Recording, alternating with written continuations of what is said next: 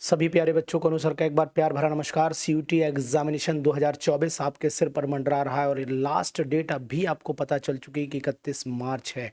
यानी 31 मार्च तक आप अपनी फॉर्म भर करके प्रिपरेशन के लिए उतर जाएं।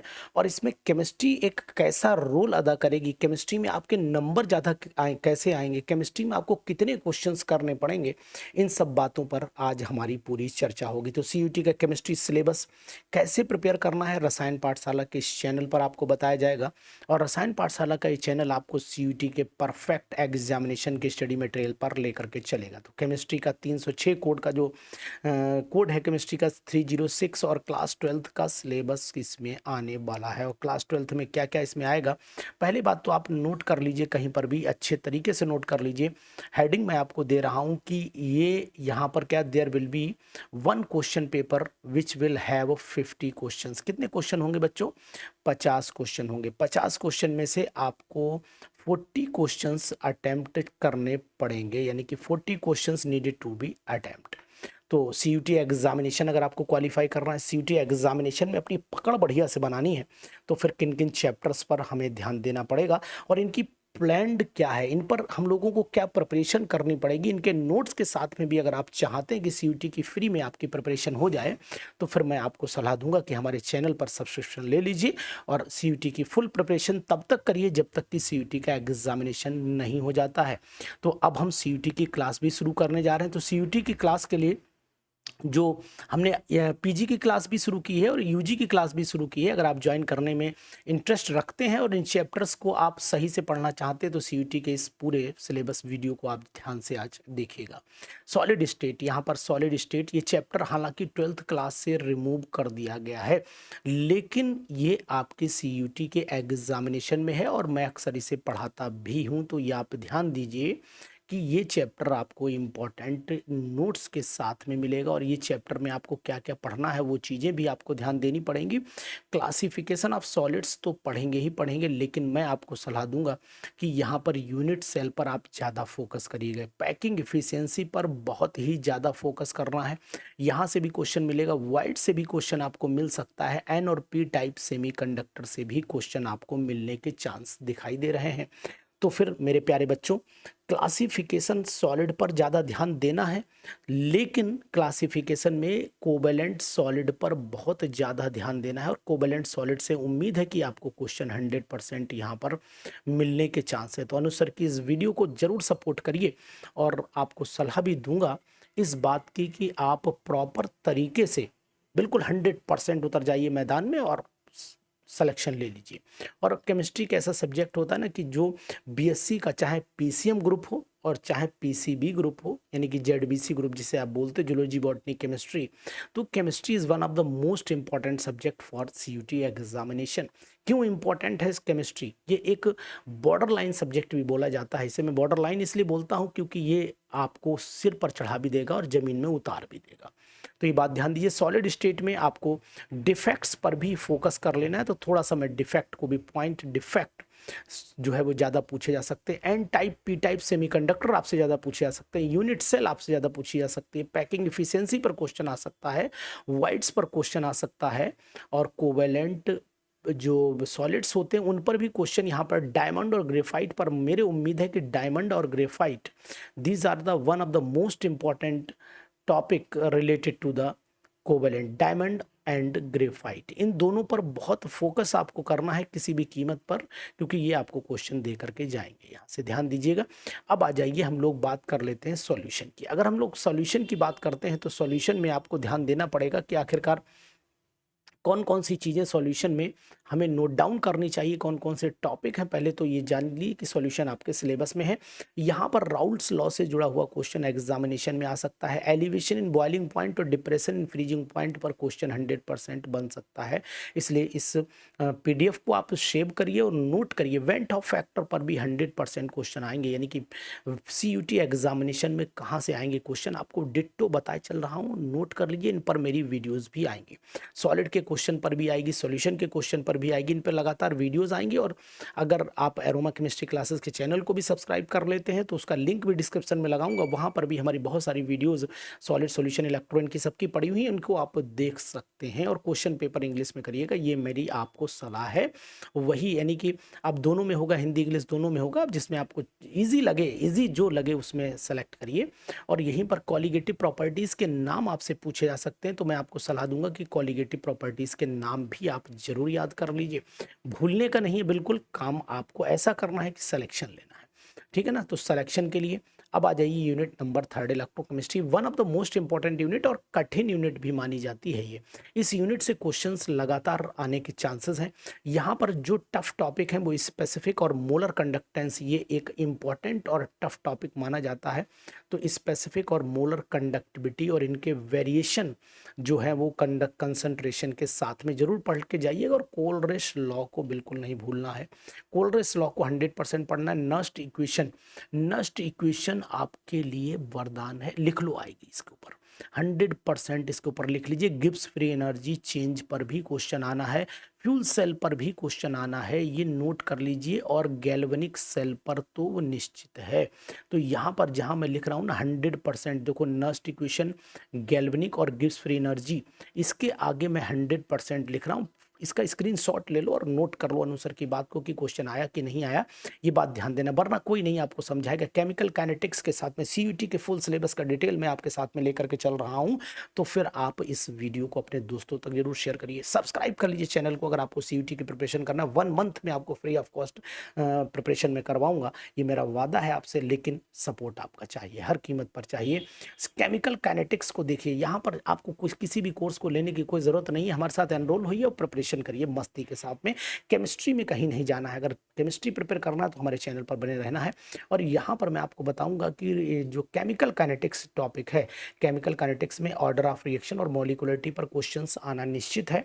यहाँ पर जीरो और फर्स्ट ऑर्डर की रिएक्शंस को भी ध्यान से पढ़ लीजिएगा, इनकी इक्वेशंस और इनकी यूनिट रेट कांस्टेंट की आने के चांस भी हमें दिखाई दे रहे हैं। कोलिजन थ्योरी पर अगर हम लोग बात करते हैं तो कोलिजन थ्योरी पर केवल एक्टिवेशन एनर्जी और आर्हीनेस इक्वेशन पर क्वेश्चन आ सकता है, नोट कर लीजिए, अच्छे से नोट करिए, कोई दिक्कत नहीं आएगी आपको। और दूसरी चीज़ आपको और बताऊंगा कि अगर आप इसकी प्रिपरेशन बेस्ट करना चाहते हैं तो फिर आपको देर बिल्कुल नहीं करनी चाहिए। सरफेस केमिस्ट्री पर चले आइए, सरफेस केमिस्ट्री सिलेबस में नहीं थी, लेकिन फिर भी आपको मैं बताऊंगा कि एडजॉर्प्शन में, फिजिजॉर्प्शन, कीमिजॉर्प्शन में जो एनर्जी का कंसेप्ट है उसे जरूर पढ़ के चाहिएगा कि किस में एनर्जी ज़्यादा होती है, किस में एनर्जी कम चाहिए होती है। इस बात का एक्टिविटी सेलेक्टिविटी पर भी क्वेश्चन आ सकता है, संभावना पूरी है।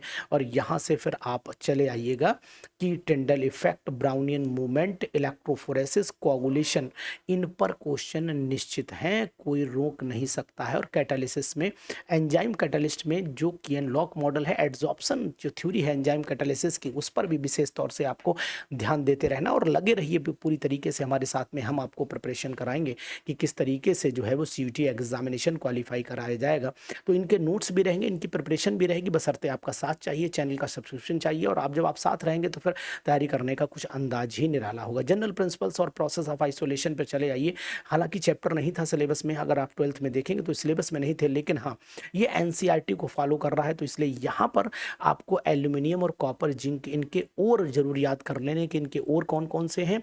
और यहाँ पर कंसंट्रेशन में मेथड, कौन से और के लिए कौन सा मेथड एप्लीकेबल होता है। जैसे आपने सुना होगा कि एक जोन रिफाइनिंग प्रोसेस है, यानी कि प्यूरिफिकेशन का है। और कंसंट्रेशन में चले आइए तो आपका जो है वो फ्लोटेशन मेथड है, मैग्नेटिक सेपरेशन मेथड है, बेयर्स प्रोसेस है, ये सब बहुत इंपॉर्टेंट प्रोसेस है, इनको जरूर ध्यान से पढ़िए और एनसीईआरटी को जरूर फॉलो करिएगा। मेरा वादा है कि आप सिलेक्शन ले जाएंगे। देखिए पी ब्लॉक में चले आइए तो 15 ग्रुप एलिमेंट्स की अगर मैं बात करता हूँ तो 15 ग्रुप एलिमेंट्स पर भी क्वेश्चन 100% आना है। मैं सीयूटी की आपको लिंक भी नीचे दे दूंगा कि सीयूटी का अगर आपको रिकॉर्डेड वीडियोज़ भी चाहिए तो वो भी अवेलेबल हैं, कोई दिक्कत नहीं है। अगर आप सीयूटी को बहुत नॉमिनल चार्जेस में कोर्सेज भी हैं अवेलेबल हैं तो आप इस पे डट जाइए और मौका बिल्कुल नहीं गवाइए, क्योंकि सीयूटी एक अच्छी इंस्टीट्यूशन में एडमिशन दिलाता है और साथ ही साथ सीयूटी आपको जो है वो अच्छी एक मतलब जो बीएससी करते हैं आपका उसका एक प्रॉपर पैटर्न दिलाता है।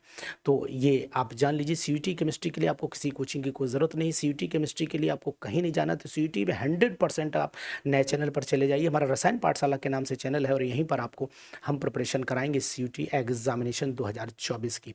अब आ जाइए PCL5 इनके ऑक्सो, PCL3 PCL5 के आप स्ट्रक्चर ड्रॉ कर लीजिएगा। और ख़ासकर मैं आपको यहाँ पर एक आइडिया और दूंगा कि आप लोगों को जो अमोनिया है, अमोनिया का हैबर प्रोसेस और नाइट्रिक एसिड का ओस्टवाल्ड प्रोसेस, इन दोनों को ध्यान से पढ़ लेना है। और नाइट्रोजन की जनरल प्रिपरेशन से प्योर नाइट्रोजन कैसे मिलती है, इस पर भी क्वेश्चन आ सकता है। ऑक्सीडेशन स्टेट नाइट्रोजन कहाँ वेरिएशन करके शो कर रहा है, इस पर भी क्वेश्चन की संभावना पूरी दिखाई दे रही है। तो मस्ती के साथ में प्रिपरेशन करिए। और ये सीयूटी की प्रिपरेशन 100% फ्री ऑफ कॉस्ट है, फिर भी मैं बोल रहा हूँ। और अगर आपको रिकॉर्डेड वीडियोस चाहिए तो उसके लिए आपको जाना पड़ेगा, अदरवाइज हम आपकी प्रिपरेशन कराएंगे। 16 ग्रुप में बहुत ज़्यादा प्रिपरेशन नहीं करनी है। 16 ग्रुप में सल्फर के एलोट्रॉप के नाम जरूर ध्यान दीजिएगा, इनमें से क्वेश्चन बन सकता है। सल्फर डाइऑक्साइड पर क्वेश्चन बन सकता है, सल्फ्यूरिक एसिड के कॉन्टैक्ट प्रोसेस पर क्वेश्चन बन सकता है, संभावना पूरी है। और oxo acids of sulphur structures जरूर पढ़ लीजिए। ऑक्सो एसिड ऑफ सल्फर में मार्शल और कैरोज एसिड पर मैं नोट डाउन कर रहा हूँ कि यहाँ पर 100% आएगा, यानी कि मार्शल एसिड और कैरोज एसिड आप जानते हैं कि ये क्वेश्चन बचना नहीं है। कैरोज एसिड किसे कहते हैं और साथ में मार्शल एसिड किसे कहते हैं, इसको भी आप जानिए। और जो हमारा यानी कि सीयूटी का जो प्रॉपर पैटर्न है एग्जामिनेशन का, कंप्यूटर बेस्ड पैटर्न है, वो पैटर्न मैं आपको पहले यहाँ पर दूंगा। तो इसलिए इसके लिए भी बेफिक्र रहिएगा, आपको किस तरीके का पेपर सॉल्व करना है, सबसे बड़ा बेनिफिट आपको यहीं पर दिखाई देगा। दोस्तों इसके बाद आ जाइए electronic configuration, oxidation state. 17 group में मेनली यही टॉपिक आपको पढ़ना है। हाइड्रोक्लोरिक एसिड की प्रिपरेशन, क्लोरीन की प्रिपरेशन डीकन मेथड से जरूर तैयार कर लीजिएगा। और साथ में इंटर हेलोजन कंपाउंड पर भी क्वेश्चन बन सकता है। ऑक्सो एसिड में HClO4 ये सब बताऊंगा मैं आपको, HClO, HClO4 और HClO2, इन पर इनके स्ट्रक्चर में अधिकतर पूछ लेते हैं कि लोन पेयर, सेंट्रल एटम पर लोन पेयर कहाँ कितने बचे हुए हैं, इस पर पूछा जाता है। और जो हेलोजन है इंटर, यानी कि अगर मैं 18 ग्रुप की बात करता हूँ तो 18 ग्रुप में आप नोट डाउन करिएगा इस बात का कि 18 ग्रुप में अधिकतर ये क्वेश्चन पूछा जाता है कि आखिरकार सबसे पहला कंपाउंड कौन सा डिस्कवर किया गया था, और इनके जो कन्फिगरेशन है वो कन्फिगरेशन स्टेबल है, तो फिर जीनोन क्यों जो है वो कंपाउंड बनाता है। इस तरीके के क्वेश्चंस पर भी MCQs पॉसिबल हैं, तो यहाँ पर ध्यान दीजिएगा। डी और एफ ब्लॉक के एलिमेंट्स की अगर मैं बात करता हूँ तो डी और एफ ब्लॉक में properties, oxidation property, oxidising property, K2CR27 और KMnO4 की बात चलेगी। इन पर बिल्कुल क्वेश्चन निश्चित आना है, बचेगा नहीं। कैटालिटिक प्रॉपर्टी पर क्वेश्चन बिल्कुल 100%। इंटरस्टिशियल कंपाउंड क्या होते हैं, इन पर भी क्वेश्चन आने के चांस है, तो ध्यान दीजिएगा।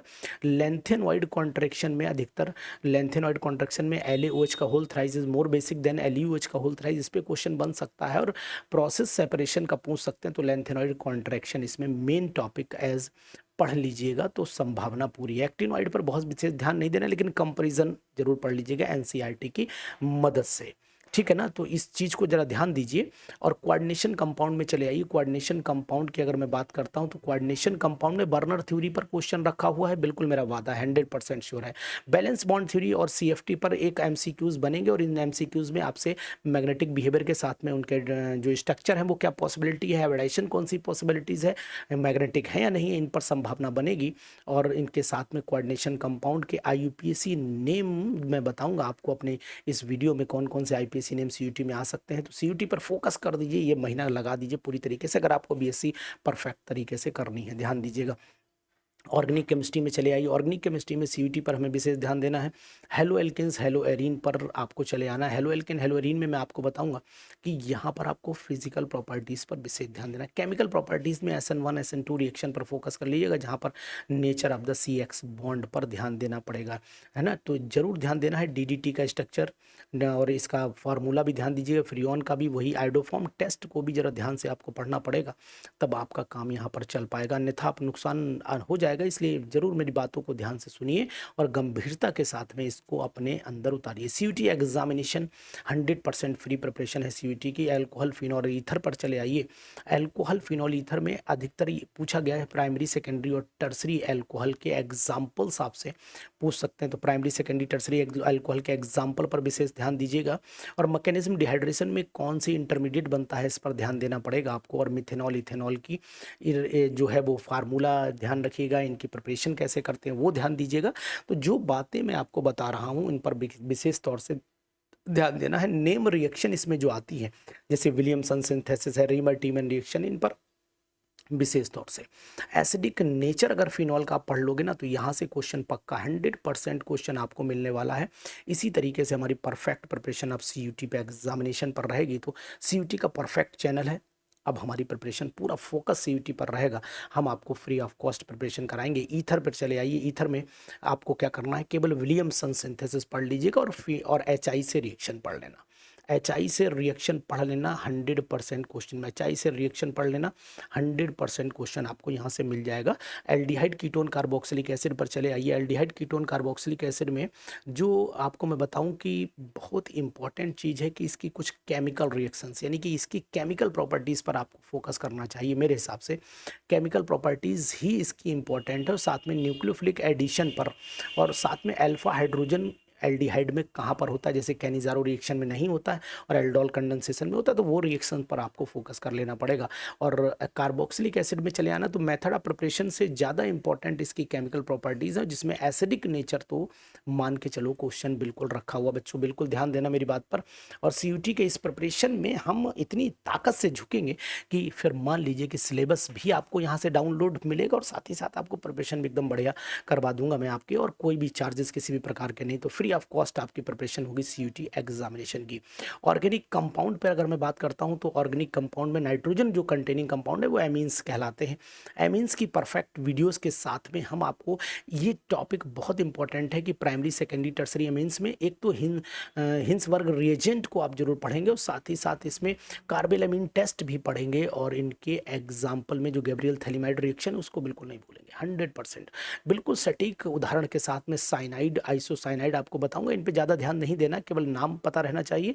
इनकी एक आध रिएक्शंस जैसे कार्बेलामीन टेस्ट में यूज़ हो जाता है। केसियन वाली एजीसीएल से रिएक्शन जब एजीसीएन से कराओगे और तो आइसोसाइनाइड बनते हैं, केसियन से कराते हैं तो साइनाइड बनते हैं। ये रिएक्शन डाइजोनियम सॉल्ट की फुल प्रिपरेशन आपको करनी है।